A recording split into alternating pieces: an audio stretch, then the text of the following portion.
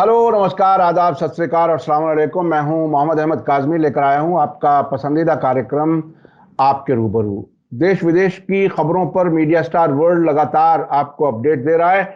इस वक्त जो इंटरनेशनल अफेयर्स में जो कुछ हो रहा है वो सूडान बहुत बड़ा डेवलपमेंट है। वहां अभी हालात संभलते हुए नजर नहीं आ रहे, बल्कि राजधानी खार्तूम पर हवाई जहाजों से हमले होने शुरू हो गए। ये बिल्कुल गैर मामूली है। आमतौर पर कोई बाहर का मुल्क आकर के हमला करे वो समझ में आता है कि जंग हो रही है, लेकिन दाखिली तौर पर हवाई जहाजों तक का भी इस्तेमाल, ये बिल्कुल एक नए किस्म की सूरत हाल है जो बहुत खतरनाक है।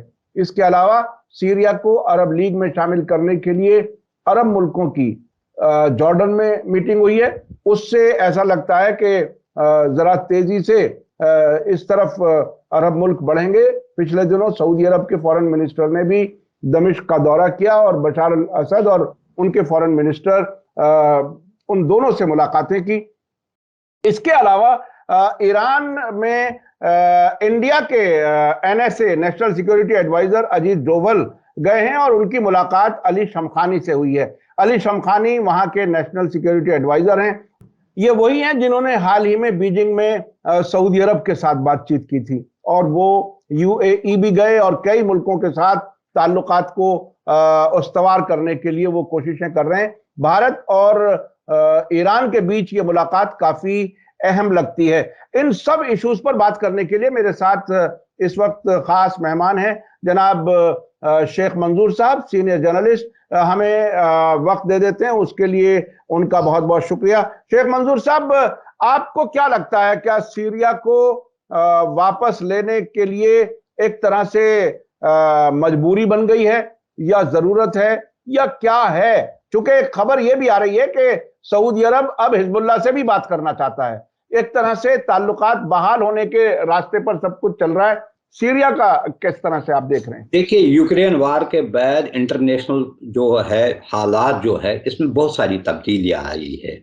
नए नए पावर्स इमर्ज हो रहे हैं, नए नए डेवलपमेंट्स हो रही है, जिसमें खासकर जो है डेवलपिंग कंट्रीज, जिसमें बहुत सारे अरब कंट्रीज भी शामिल है, वो रीथिंकिंग हो रही है। उनकी जो है स्ट्रेटजी में, पॉलिसीज में रीथिंकिंग हो रही है। अरब मुल्क जो था, अरब वर्ल्ड जो था, वो डिवाइडेड था, बहुत सारे ग्रुप्स में डिवाइडेड था। एक तरफ सऊदी अरब यूएई था, दूसरी तरफ बहुत सारे कंट्रीज जो है जो एक इंडिपेंडेंट तरीके, तीसरी तरफ इराक, सीरिया, लेबनान, यमन या दूसरी कंट्रीज जहां और ही डेवलपमेंट। अब सारे अरब कंट्रीज में ये एक रियलाइजेशन आई है कि सबसे ज्यादा अरब रीजन ही इनसिक्योरिटी की वजह से सफर कर रहा है, क्योंकि बहुत सारे जो सिविल वार्स चले, चाहे वो सीरिया का चला, लेबनान में इकोनॉमिक जो सिचुएशन है, इराक में बहुत देर तक चली, या यमन में है, सबसे ज्यादा नुकसान अरब कंट्रीज को ही होता है, इस्लामिक कंट्रीज को ही होता है। ये रीथिंकिंग जो आई है उसका मुस्बत जो नतीजा निकला वो ईरान सऊदी रिलेशंस रेस्टोर हुए हैं। न सिर्फ डिप्लोमेटिक रिलेशंस बल्कि इकोनॉमिक रिलेशंस, ट्रेड में भी रेस्टोर हो रहा है। इसका एक पॉजिटिव इम्पैक्ट ये रहा, जो भी रीजनल इश्यूज थे जिस वजह से अरब वर्ल्ड डिवाइड था, उन पर भी एक कंसेंसस होने लगा है। उसमें सबसे वाइटल इशू जो था वो सीरिया का था। सीरिया में 2011 में अरब स्प्रिंग के बाद जो वहां पर सिविल वार शुरू हुआ, उसका सपोर्ट बहुत सारे अरब कंट्रीज भी ओपनली कर रहे थे। उनमें सऊदी अरबिया, उनमें कतार, उनमें इसके अलावा तुर्की और दूसरे कंट्रीज ओपनली करते हैं। लेकिन सीरिया को दूसरी तरफ ईरान की मदद मिली राइट फ्रॉम बिगिनिंग। हालांकि 2016 के बाद रशिया ओपनली उनके सपोर्ट में आया। इसके अलावा टैक्स सपोर्ट जो था इराक से भी सीरिया को किसी न किसी हद तक मिलता रहा। जॉर्डन वाहिद कंट्री थी जो नहीं चाहे, चूंकि इनके बॉर्डर्स मिलते हैं और रिफ्यूजीज भी बहुत थे, वो इस सिचुएशन को फर्दर डिटोरिएट नहीं करना चाहते थे। लेकिन अब ये है, जो फॉरेन मिनिस्टर्स कॉन्फ्रेंस कल शुरू हुई जॉर्डन में, उसका ये है कि सीरिया को अरब लीग फोल्ड में वापस लिया जा रहा है। हालांकि कुछ जो कमिटमेंट्स है सीरिया से भी ली जा रही है, उसमें ये है कि वो कर्ब करेगा, ड्रग्स का कर्ब करेगा, जो मिलिटेंट ग्रुप्स है या जो टेररिज्म ग्रुप्स है उन पर भी वो सख्ती पर उनके खिलाफ भी एक्शन लिया जाएगा। लेकिन सीरिया का अरब लीग में ज्वाइन करना अब ये is a matter of days, आप कहे ये फॉर्मेलिटी कंप्लीट हो गई है। इसकी एक वजह ये भी है, prayer to this meeting Saudi Arab के फॉरेन मिनिस्टर दमस्कस गए और वहां उसने बशार अल असद के साथ भी बातचीत की। इसके अलावा सीरियन प्रेसिडेंट यूएई के सदर से भी मिले, वहां भी अच्छी बात, यानी कि इसका मतलब है साफ रास्ता हो गया है इसका। दूसरी बात, अरबों में ये एक पॉजिटिव थिंकिंग है। पहली बात ये ईरान के रिलेशन से पता चल रहा है कि वो जो लोकल वहां पर प्रॉब्लम्स है वो उनकी आपसी जो उनके तजादात थे, झगड़े होते थे, उसके नतीजे में हो रहे हैं। अब वो जो इंटेंसिटी उसमें आती थी, एक दूसरे के खिलाफ ही लड़ रहे थे, वो नहीं रहा है। यही वजह है कि कहीं और भी, चाहे हिजबुल्लाह है जिसके खिलाफ बहुत सारे अरब कंट्रीज बहुत एक्सट्रीम स्टेप भी ले रहे थे, उनमें भी किसी हद तक लचक आई है उनके अप्रोच में, और खासकर इसके लिए रीजन के लिए किसी हद तक स्टेबलाइजिंग फैक्टर बन जाएगा ये। क्योंकि अच्छा अगर अच्छा अच्छा, सीरिया सीरिया ऐसा मुल्क है जो टेक्निकली इजराइल के साथ जंग में है, हमले होते हैं, हाँ जवाबी हमले होते हैं। इसके बावजूद ये अरब मुल्क जो इजराइल से नॉर्मलाइजेशन की तरफ बढ़ रहे थे, वो क्या उधर से कोई अप्रूवल है या उन्हें नाराजगी की कीमत पर सीरिया से ये मुल्क आगे बढ़ रहे हैं? क्या आपको क्या लगता है? देखिए, एक चीज मुझे लगता है सबसे ज्यादा जो सेटबैक इसराइल को लगा है वो restoration of ties between Iran and Saudi Arabia. उसका उन्होंने ओपनली कहा, उसके फॉरेन मिनिस्टर जो थे रिसेंटली उसने ओपनली कहा ये हमारे हक में नहीं है, और यहां तक उनको वारन भी किया है ये जो इसका जो न्यूक्लियर प्रोग्राम है इसके। इजराइल ने हमेशा इस चीज का फायदा उठाया। वो अरबों को ये कह रहा था जो न्यूक्लियर प्रोग्राम जो ईरान का है वो इनके खिलाफ इस्तेमाल है। हालांकि अपने न्यूक्लियर प्रोग्राम के बारे में वो साइलेंट ही रहता है, उसने कभी उसकी बात नहीं की। और ये अगर आप हिस्ट्री देखेंगे, हमेशा जो टारगेट्स किए हैं, चाहे ईरानी न्यूक्लियर प्लांट पर जो हमला किया है या इराक के न्यूक्लियर प्लांट पर हमला किया है, वो इजराइल ही करता था, यहां से कभी कुछ नहीं हुआ। और डिस्पाइट दैट, अगर खतरा सबसे ज्यादा अरब कंट्रीज को है, it is from Israel, not from other neighbouring countries. वो तो कभी अभी भी अभी अभी अभी एक चीज और सामने आई है कि पिछले दिनों चार मुल्कों के डिफेंस मिनिस्टर्स और एनएसएस की मुलाकात मॉस्को में हुई थी, जिसमें रूस, ईरान, तुर्की, सीरिया सीरिया और तुर्की के ताल्लुकात बहाल करने के सिलसिले में। अभी एक ताजा खबर यह है कि तुर्की के प्रेसिडेंट रजब तैयब अर्दगान ने ऐलान किया है कि सीरिया में, नॉर्थ वेस्ट सीरिया में आईएसआईएल, जिसे इस्लामिक स्टेट कहा जाता है, दाइश भी कहा जाता है, उसके सरगना को उन्होंने मार दिया है। आपको क्या लगता है कि क्या वो इस सीरिया से ताल्लुकात बेहतर करने के लिए ये सिंबॉलिक कोई चीज है या क्या है? क्योंकि अब तक ये एक नैरेटिव है कि तुर्की ने मदद की है बशार अल असद के खिलाफ जितनी भी फोर्सेस हैं। अब क्या कुछ सूरत हाल है? देखिए, अगर आप देखेंगे सीरिया का सिविल वार शुरू करने में सबसे बड़ा हाथ टर्की का रहा है, और वक्तन फवक्तन वो सीरिया के बहुत सारे टेरिटरीज के अंदर भी दाखिल हुआ, वहां पर काबिज भी रहा, कुछ इलाकों में इसने ये किया। अब जो रिसेंट जो आपने कहा, कोई कुरैशी जो है जो दाइश का लीडर था उसको टारगेट किया है, जिसका उसने कल कंफर्मेशन भी की है। एक तरफ जो मीटिंग जिसकी आप जिक्र कर रहे हैं, टर्की सबसे ज्यादा दूसरे कंट्रीज ने by and large Syrian government को, सीरियन लीडरशिप पे, जिसके बारे में हमेशा ये बात हो रही थी जब तक बशारुल असद रिजाइन नहीं करेंगे तब तक कोई बातचीत नहीं होगी। अब हालात ये हैं कि उन्होंने इसकी लीडरशिप, उसकी प्रेसिडेंटशिप को एक्सेप्ट किया है, और थोड़ा सा अगर कहीं पर रिजेंटमेंट है वो टर्की को है। अच्छा, टर्की का समझ में ही नहीं आता है। कभी कभी वो पहले टर्की ने सऊदी अरब के खिलाफ भी महाज खड़ा किया, फिर जब लगा उससे कि इससे इकोनॉमिक रिलेशंस खराब होने लगे फिर रेस्टोर किए। टर्की कभी कभी वेस्ट के खिलाफ बोलता भी है, लेकिन अभी रिसेंटली जो है नाटो मेंबरशिप में उसने एक मेंबर को अप्रूवल भी दिया, हालांकि it goes against the interests of Russia. लेकिन रशिया को ये पता है, रशिया अंडरस्टैंड्स, क्योंकि एक स्ट्रेटेजिक पोजीशन में टर्की बैठा है। एक तरफ वो यूरोपियन यूनियन में दाखिल होने की कोशिश कर रहा है, नाटो का मेंबर है, इसकी वजह से ही इट एंजॉयज सेवरल प्रिविलेजेस। दूसरी तरफ वो एक बैलेंस्ड अप्रोच भी रखना चाहता है, लेकिन इसमें और इलेक्शन भी होने वाला है, 14 मई को वहां पर इलेक्शन होने वाला है। अपोजिशन इस टाइम बहुत स्ट्रांगली उसके खिलाफ, तबीयत भी उसकी ठीक नहीं है कि रिसेंटली वो जो है बीमार पड़े एक मीटिंग के दौरान। वो भी बहुत सारे फैक्टर्स है, ये देखना है कि इस मामले में वो जो है इसकी जो अपोजिशन है टुवर्ड्स बशारुल असद, इसको ख़त्म करने के सिलसिले में ये मीटिंग बहुत अहम थी, और किसी हद तक ये हो भी गया है, क्योंकि टर्की भी इन आइसोलेशन नहीं रहना चाहता। टर्की अगर सारे अरब फोल्ड में वापस लिया गया तो जो सीरिया का मकसद है वो तो पूरा हो गया। यहां तक कि उन्होंने कहा कि यूएई और सऊदी अरब ने कहा हम उनको अब मदद भी देंगे।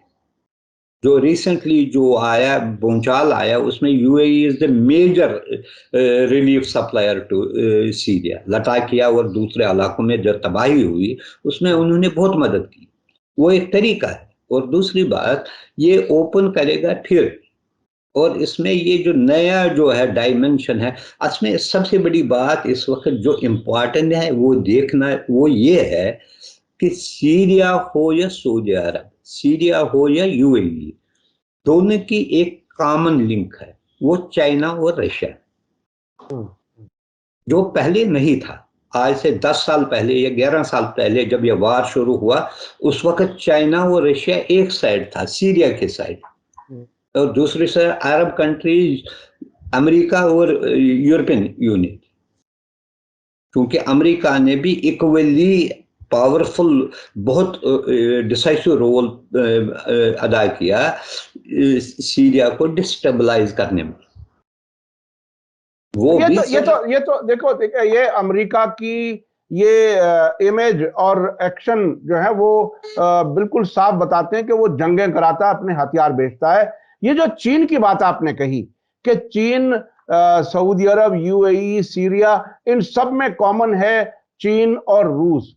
तो ये जो कॉमन है, तो क्या इस पूरे इलाके से, चूंकि जिस तरह से लार्जर लेवल पर अगर देखा जाए तो चाइना, रशिया, और जरा और दायरा कम कर लिया जाए तो उसमें ईरान काफी इंपॉर्टेंट रोल अदा कर रहा है, और ईरान और सऊदी अरब दोनों के मिलने के बाद वो हालात बनते जा रहे हैं कि अमेरिका के लिए और ज्यादा मुश्किल होगा। इसको आप किस तरह से देख रहे हैं, ये चाइना और रशिया का पूरे इलाके पर?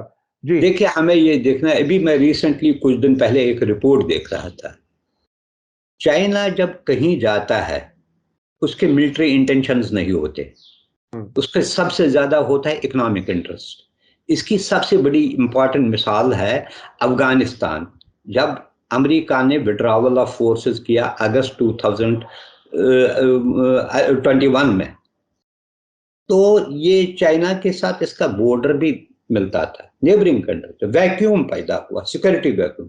लेकिन उन्होंने कभी भी वहां पर कोई मिलिट्री नहीं भेजी, न ट्रुप्स को यानी कि वहां पर भेजा अपने बॉर्डर्स के पास ताकि वो करे, न कोई ऐसी कोई नहीं थी।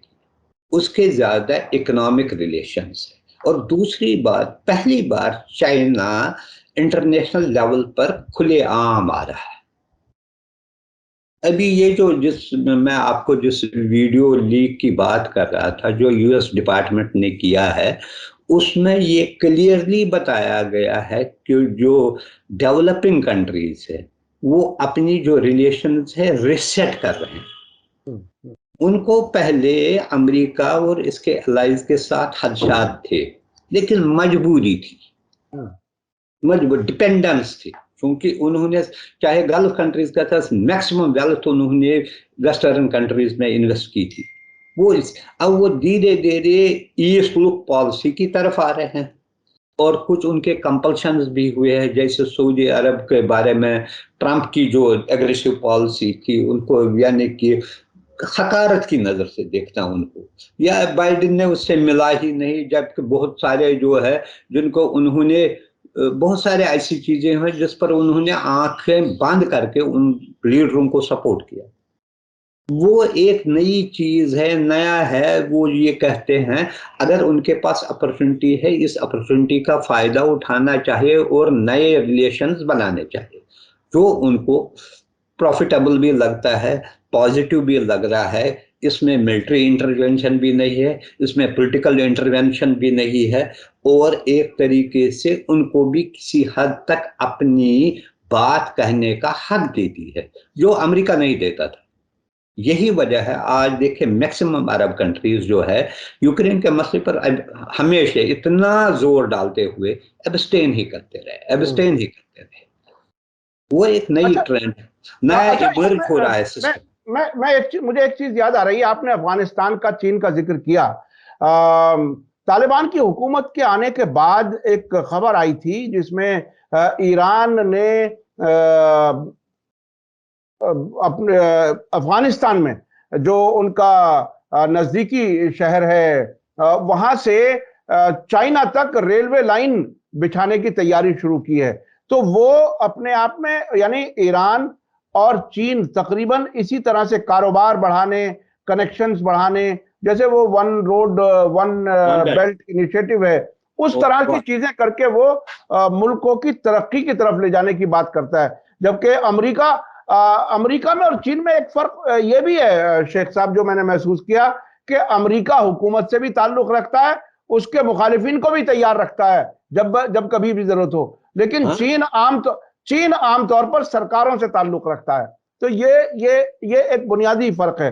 अच्छा, अभी सूडान में क्या कुछ हो रहा है? सूडान को आप किस तरह से देख रहे हैं? देखिए, सूडान की हालत जैसे हम पहले भी कह रहे हैं, जंग स्टार्ट करना आसान है, जंग खत्म करना उस इंसान के बस में नहीं होता है जिसने ये शुरू किया है।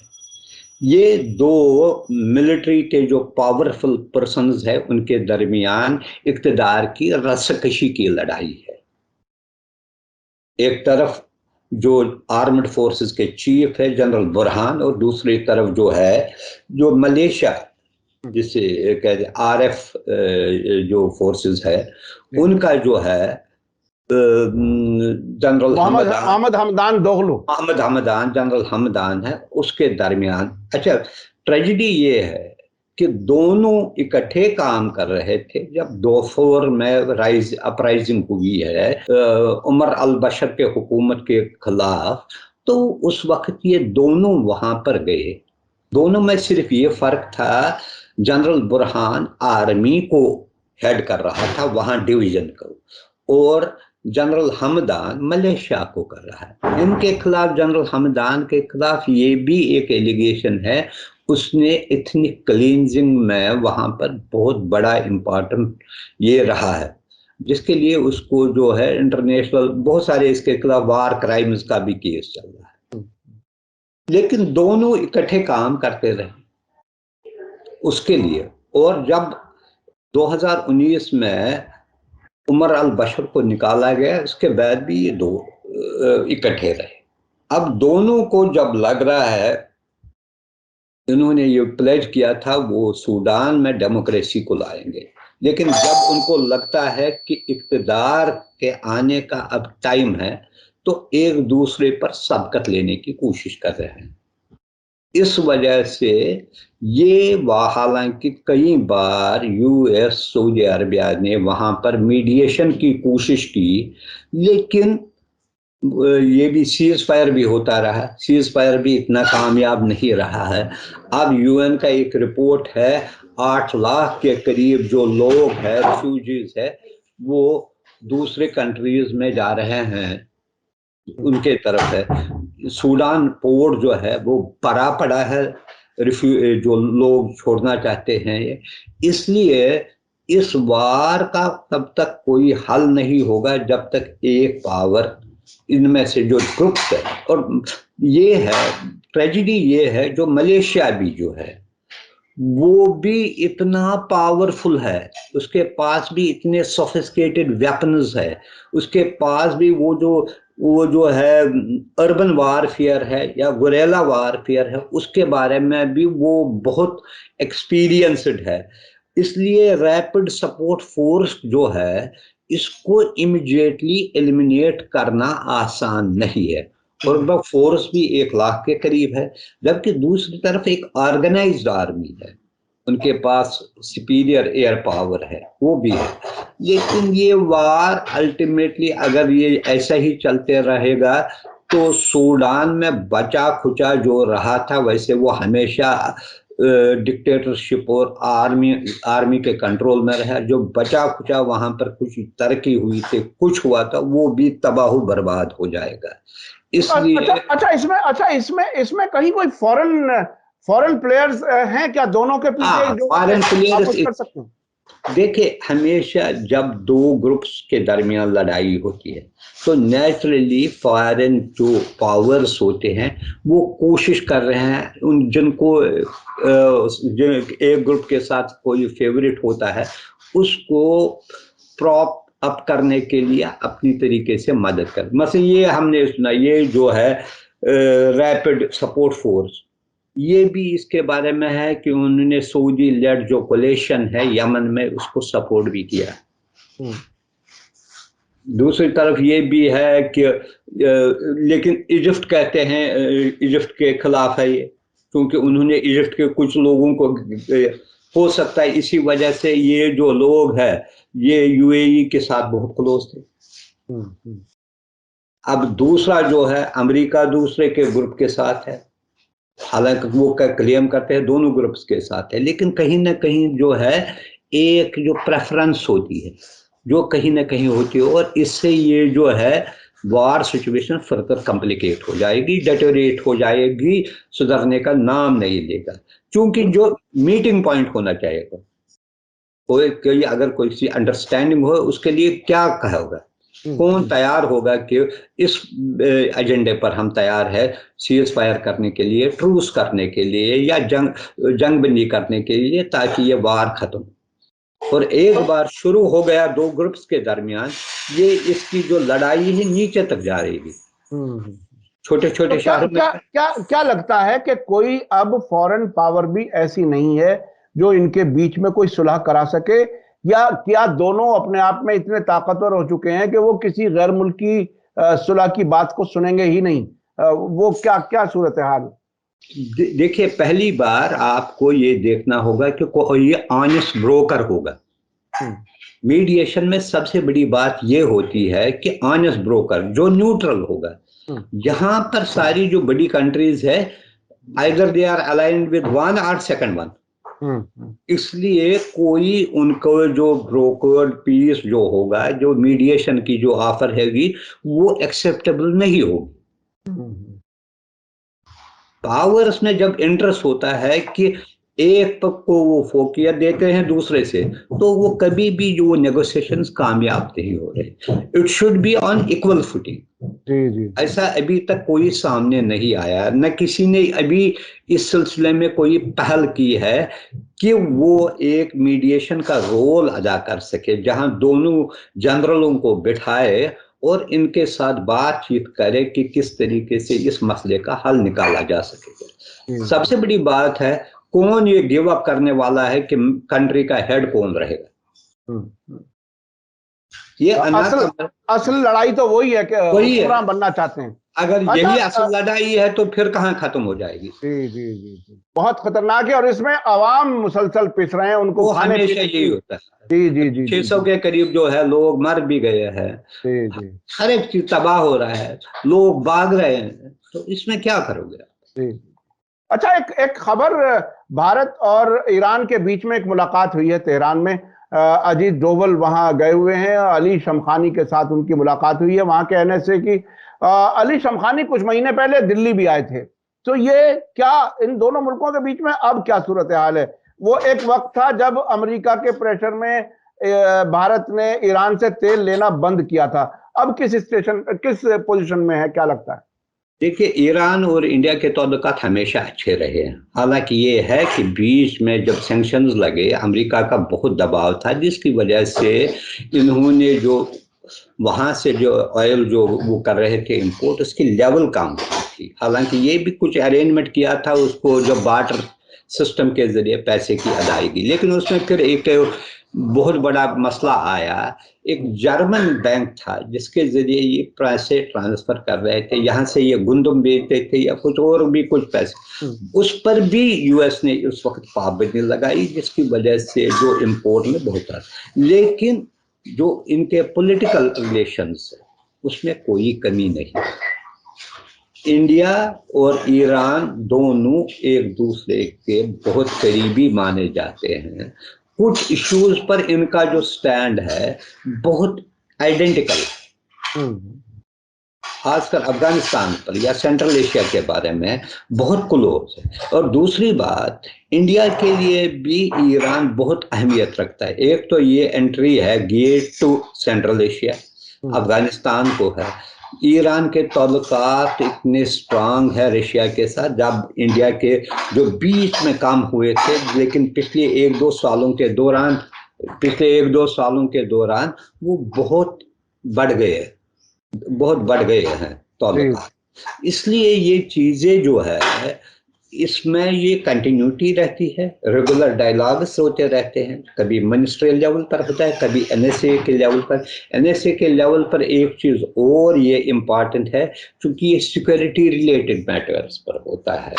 इसमें बहुत सारे इश्यूज रीजन के जो है वो सामने आते हैं, डिस्कस होते हैं, और दोनों कंट्रीज के दरमियान इस बारे में हमें ये हमेशा, चाहे कोई भी गवर्नमेंट यहाँ रही या वहाँ रही, ताल्लुकात बराबर अच्छे रहे, इवन इन एडवर्स सिचुएशंस में भी। हालांकि ये हकीकत है कि ट्रेड कमर्शियल रिलेशन किसी हद तक कम हुए, लेकिन जहाँ भी कोई विंडो अपॉर्चुनिटी मिलती है, दोनों ममालिक ट्रेड को बढ़ाने में बहुत अहमियत देते हैं, और उसको लिए हमेशा। इसके अलावा बहुत सारे इश्यूज है, एक किस्म का स्ट्रेटेजिक पार्टनर है ये।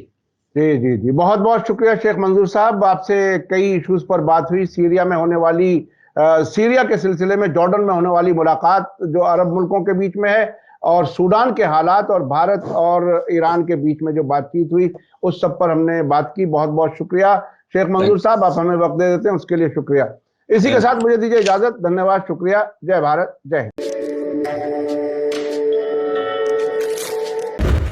मीडिया स्टार वर्ल्ड के और वीडियो देखने के लिए हमारे चैनल को सब्सक्राइब करें और सीधे नोटिफिकेशन पाने के लिए बेल आइकन दबाएं।